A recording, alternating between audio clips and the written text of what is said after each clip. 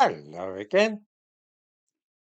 I thought it might be interesting to examine the way in which the internet is being policed, literally told by the police, that is, to prevent what are seen as incorrect views being propagated in Britain. This has become a big thing since the disorders on the streets of England erupted a few weeks ago, and there are signs that the whole thing is gearing up into something of a witch hunt, to people posting and commenting on Facebook, Twitter, and so on.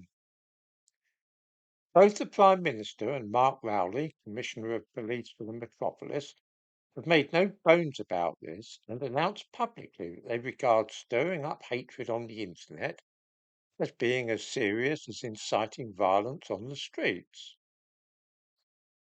If this was really what was happening, that people urging illegal actions and violence were being arrested, then I don't believe that many people would object. Of course, it's unlawful for me to try and whip up a mob and encourage people to cause harm to property or injure folk. And whether I do that in the street or on Facebook, then I am equally culpable. I should be answerable for my actions in court. This is, however, not what is happening. Let me give you two instances of posts on social media, one of which resulted in an arrest and the other which did not. And I invite viewers to see if they can see any difference between those two posts. 2.5 weeks ago, on August the 8th, a 55-year-old woman from Chester called Bernadette Spofford was arrested for repeating online the supposed name of the person responsible for stabbing three little girls to death.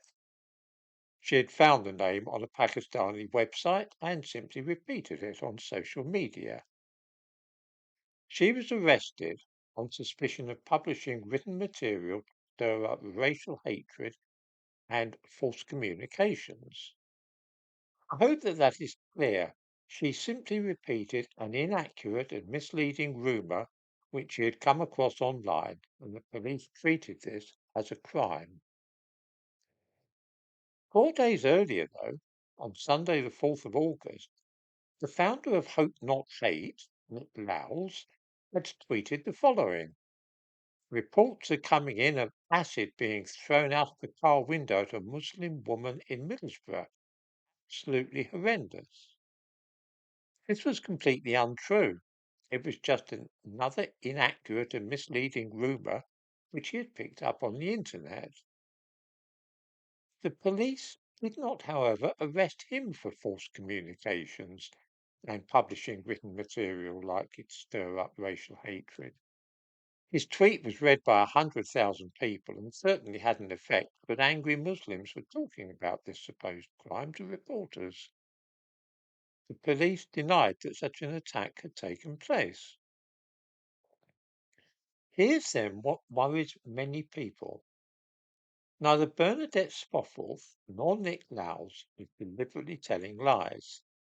They were both just passing on gossip which they had picked up online, and both had repeated false stories which were doing the rounds. Both stories were likely to enrage certain people and cause friction between different communities, and both have been propagated in the same way on social media. This is the reality when you hear about online hate and cracking down on social media as a means of preventing racism. All the people arrested since the Prime Minister announced that social media posts would be treated as being as serious as rabble rousing on the streets have been people the police regard as right wing. Not a single left wing person has been arrested, even when, as in the case of Hope Not Hate, they post untrue statements which are likely to stir up racial hatred.